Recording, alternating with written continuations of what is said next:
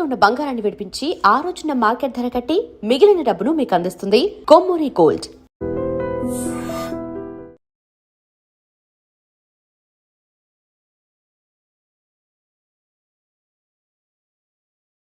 బిడ్డతలని కూడా చూడకుండా సొంత దొరికిందని గుండెలకు హత్తుకుని చిచ్చిచి మగబుద్ధి పోల్చుకున్నారు కాదు. అదే మన శోభన ఉంటే ఇలాంటి టెంప్టింగ్ ఉండేవి కావు కదా. నన్ను ముట్టుకోకండి, వెళ్ళి డెటాల్తో శుభ్రంగా స్నానం చేసి రండి. అలాగే. అసలు ఈయన నమ్మి పంపడం నాది బుద్ధి తక్కువ.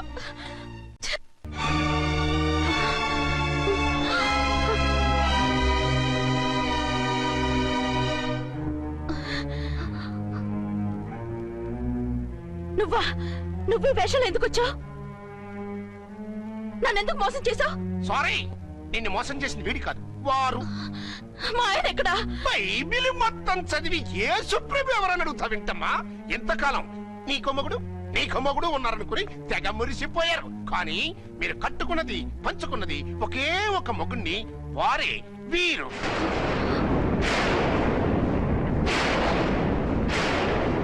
బాబు, ఆవిడ మీకేమవుతుంది? ఆవిడ మా ఆవిడే. ఆవిడ ఆవిడ మా ఆవిడే. విన్నారుగా లేడీస్, ఈ సీన్ లో ఇక మన పని అయిపోయింది. ఇప్పుడు వన్ డే మ్యాచ్ మొదలవుతుంది. టాస్ వేసుకుని ఎవరు బౌలింగ్ చెయ్యాలో ఎవరు బ్యాటింగ్ చెయ్యాలో వాళ్ళే డిసైడ్ చేసుకుంటారు. మనం గ్యాలరీలో కూర్చుని మ్యాచ్ చూద్దాం, పద. ఎందుకింత మోసం చేశారు? ఎందుకింత ద్రోహం చేశారు? నేను ఎవరిని మోసం చేయలేదు, ఎవరికి ద్రోహం చేయలేదు. పాపం, విధి ఆడిన వింత నాటకంలో ఆర్టిస్ట్ అయి ఉంటాడు. చెప్పండి, ఒక పెళ్లి చేసుకుని నన్నెందుకు రెండో పెళ్లి చేసుకున్నారు? మీకు భార్యగా నేను సరిపోలేదా? ఆవేశపడకుండా నేను చెప్పేది వినండి. నువ్వు చనిపోయావు అనుకుని అందరూ కలిసి నాకు బలవంతంగా పెళ్లి చేశారు. ఆ విషయం నాకెందుకు చెప్పలేదు? పెళ్ళైందంటే నేను చేసుకోననా, చీకొడతాననా? నిజం దాచి పెళ్లి చేశారని నాకు మన పెళ్ళైన తర్వాత తెలిసింది. అప్పుడైనా మీరు చెప్పాలిగా, ఎందుకు చెప్పలేదు? చెప్తే నువ్వు మిమ్మల్ని వదిలేస్తానని భయపడి చెప్పలేదా? నన్ను వాడుకునే ఛాన్స్ మిస్ అవుతుందని చెప్పలేదు. Don't talk Ramesh. కొంతకాలం ఆగి చెప్తే చచ్చినట్టు పడుంటారు. ఎంచక్క ఇద్దరితో సంసారం చేయొచ్చని ఆశపడ్డారా? అది కాదు అర్చన, నువ్వైనా నన్ను అర్థం చేసుకో. చచ్చిపోయాననుకుని తను చేసుకున్నారు అంటే మీ మనసులో నాకు స్థానం లేదు, నా మీద మీకు ప్రేమ లేదు. అదే మాట అర్చన. ఎస్, నా మీద ప్రేమే ఉంటే పెళ్లి చేసుకుందామనే ఆలోచన మీకు వచ్చి ఉండేది కాదు. మరో పెళ్లి చేసుకోరు. నేను చెప్పేది విను. నన్ను ముట్టుకోకండి. ఏ రోజైతే తన మెళ్ళో తాళి కట్టారో ఆ రోజే మన బంధం తెగిపోయింది. ఆ రోజే మీ అర్చన నిజంగా చచ్చిపోయింది. ఉండండి, తనతోనే ఉండండి, తన్నే భార్యం చేసుకోండి. నాకు కావాల్సింది శీలం చెడిన మగాడు కాదు, శీల ఉన్న మొగుడు.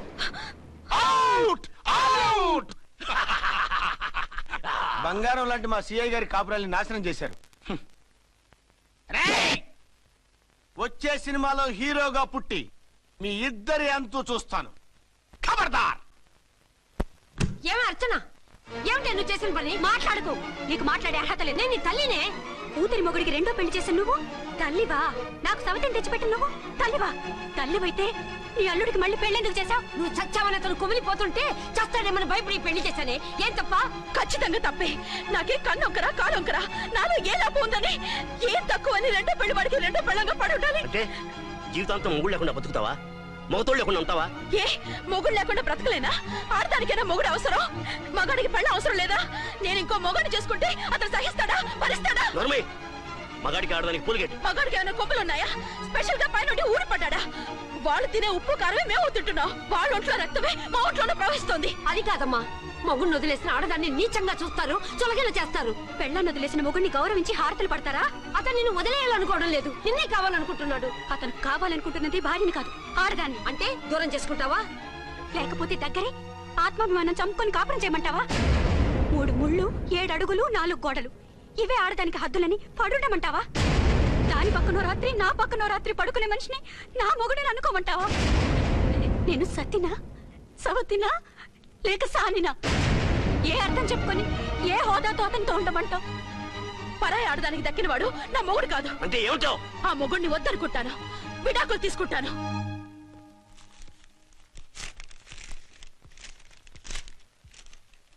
ఏమిట్రాది? లాయర్ నోటీసులు. లాయర్ నోటీసులు ఎవరు పంపారు? నీ కోడళ్ళు. దేనికి? వాళ్ళకి విడాకులు కావాలంట. నువ్వెందుకురా బాధపడతావు? సిగ్గు ఎగ్గు లేకుండా విడాకుల కోసం కోర్టుకెక్కినందుకు వాళ్ళు బాధపడాలి. నీలాంటి మంచి మొగుడిని దూరం చేసుకుంటున్నందుకు వాళ్ళు ఆడవాలి. మీసం లేని వాళ్ళు వాళ్ళకి అంత పట్టుదల రోషం ఉన్నప్పుడు మీసం ఉన్న మగాడివి నీకెంత ఉండాలరా? వాళ్ళకి నువ్వు ఒక్కర్లేనప్పుడు నీకు వాళ్ళు అక్కర్లేదు. ఇంతకాలం నువ్వు చెప్పింది నేను విన్నాను, ఇప్పుడు నేను చెప్పింది నువ్వు వినాలి. మొగుండి వదిలేసిన వాళ్ళకి మొగుడు దొరకలేమో కానీ పెళ్ళాం వదిలేసిన మొగుడికి 1,00,000 మంది దొరుకుతారు. నువ్వు మళ్ళీ పెళ్లి చేసుకో. అప్పుడు గానీ జనం నేల మీద ఉయ్యరు. ఊహించుకుని పనిచేసింది వాళ్ళురా. నువ్వు వాళ్ళని మర్చిపోలేక జీవితాంతం నరకనుభవిస్తుంటే చూసి ఆనందించాలని వాళ్ళ ప్లాన్. నువ్వు మళ్ళీ పెళ్లి చేసుకుంటే ఆ కుక్కలు చెప్పుతో కొట్టినట్టు అవుతుంది. అంటే ప్రతీకారం కోసం పెళ్లి చేసుకోమంటావా? లేకపోతే ఇంకా వాళ్ళకి మొగుండని వాళ్ళ ఫోటోలు పట్టుకుని కుళ్ళి కుళ్ళి ఏడుస్తావా? ఒక్కసారి చేసిన తప్పుకే నరకం అనుభవిస్తున్నాను. మళ్ళీ జీవితంలో అటువంటి పొరపాటు చేయను. పోనీ చెయ్యని పొరపాటు చేయి, కొత్త అలవాటు చేసుకో.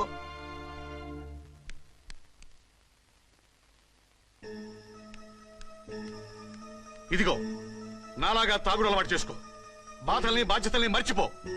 పెళ్ళాలు వదిలేసిన మొగుడని అవమానం పడే కంటే గౌరవంగా తాగుబోతనిపించుకో. అలాగే నా తండ్రికి ఆనందిస్తాను. తీసుకో.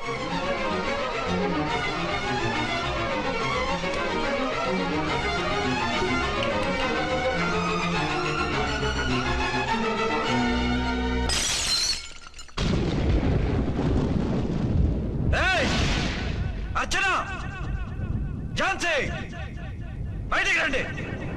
రండి.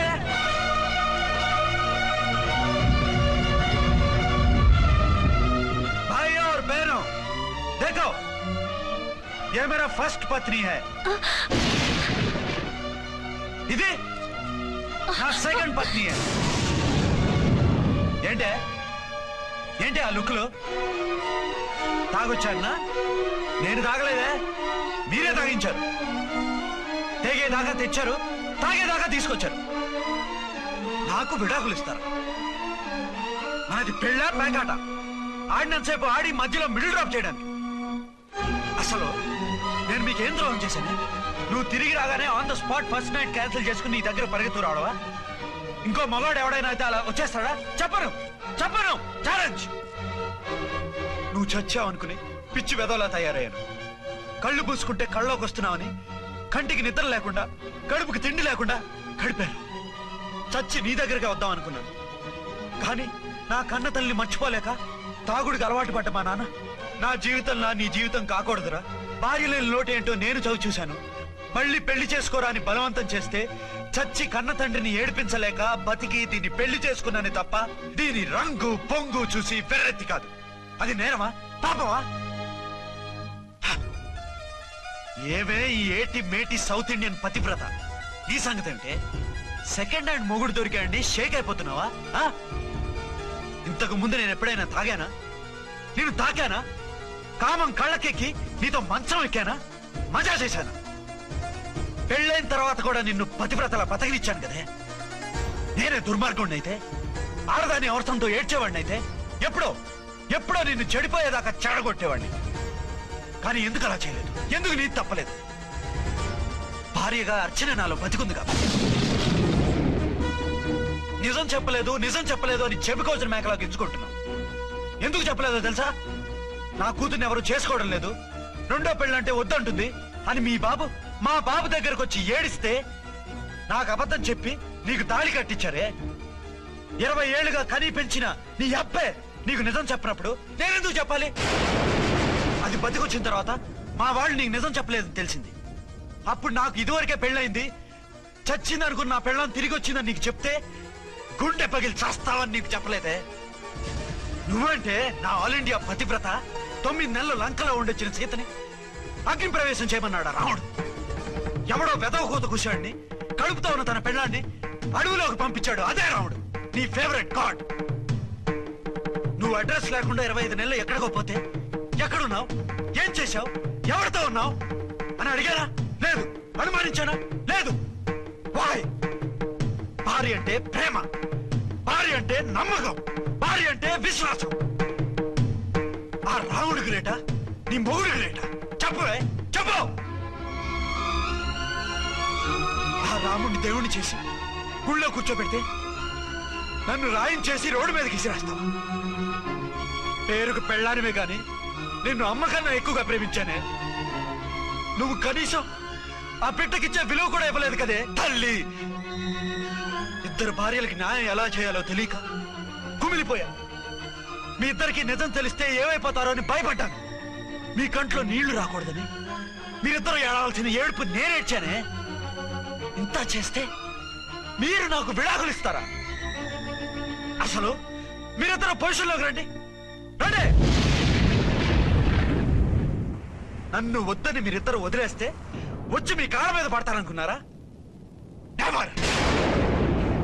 అవును, నన్ను వద్దనుకున్నప్పుడు నేను కట్టిన మంగళసూత్రాలు మాత్రం ఎందుకు? సేఫ్టీగా వాటిని అలాగే ఉంచుకుని మాజీ భార్యలుగా హ్యాపీగా బతుకుదాం అనుకుంటున్నారా? నో, మీకు ఆ ఛాన్స్ ఇవ్వను. తాళి ఉన్న పెళ్ళాలుగా కాదు, తాళి తెగిన భార్యల్లా, మొగుడు చచ్చిన విధవల్లా మీరు తెల్ల చీరలు కట్టుకునేట్టు చేస్తాను. విడాకులు ఇవ్వకుండా మిమ్మల్ని విడోలు చేస్తాను. జీవితాంతం కుళ్ళి కుళ్ళి కుళ్ళి ఏడ్చేలా చేస్తాను. బాయ్. ఆగండి. ఏ, నేను చావడం కూడా నీకు ఇష్టం లేదా? మీరు బతకాలి, నిండు నూరేళ్లు సుఖంగా జీవించాలి. మీ మీద ప్రేమ లేక కాదు, మీరంటే ఏంటో తెలియక కాదు. నా వల్ల మీకు ఝాన్సీకి అన్యాయం జరగకూడదని నేను మిమ్మల్ని అనుమానించాను, అవమానించాను. మీకు దూరం కావాలనుకున్నాను, విడాకులు కోరుకున్నాను. నేను మీకు భార్యనయ్యాను, మీ బిడ్డకు తల్లినయ్యాను. కొంతైనా మీతో జీవితాన్ని తృప్తిగా అనుభవించాను. కానీ ఝాన్సీ ఒక్క పసుపుతాడు తప్ప భార్యగా ఏమీ పొందలేదు. భార్యగా మీ జీవితంలో తనకి చోటివ్వండి. లేదక్క, అలా చేస్తే నువ్వు భర్తనే కాదు, బాబుకి తండ్రిని కూడా దూరం చేసిన దాని అవుతావు. ఆయన మనస్ఫూర్తిగా ఇష్టపడి చేసుకుంది నిన్ను, ప్రేమించింది నిన్ను. ఆయన మనసులో నీకు తప్ప నాకు స్థానం లేదు. నువ్వు బలవంతంగా నన్ను భార్యని చేసినా మనిషిని సొంతం చేసుకోగలను గాని మనసుని పంచుకోలేను. ఆ భార్య స్థానం ఎప్పటికీ నీదే. ఒకరి మీద ఒకరు ఇంత ప్రేమను పెట్టుకొని ఒకరి గురించి ఒకరు ఆలోచించి మీ జీవితాలని పాడు చేసుకోకండి. అక్క చెల్లెళ్ళలాగా కలిసిమెలిసి అతను సుఖపెట్టి మీరు సుఖంగా ఉండండి. క్షమించండి, నాకు భార్య అచ్చనే కానీ ఝాన్సీ కాలేదు. అవునన్నా, ఆయన ఎప్పటికీ శ్రీరామచంద్రుడిలాగానే ఉండాలి. ఆ రాముడికి సీత ఒక్కటే, ఆ సీత అక్కే. మరి నీ బతుకు? నేను మళ్ళీ పెళ్లి చేసుకుంటాను. నా గురించి ఆలోచించకుండా మీరిద్దరూ సుఖంగా సంతోషంగా ఉండండి. ఈ రోజు నుంచి ఆవిడే మీ ఆవిడ.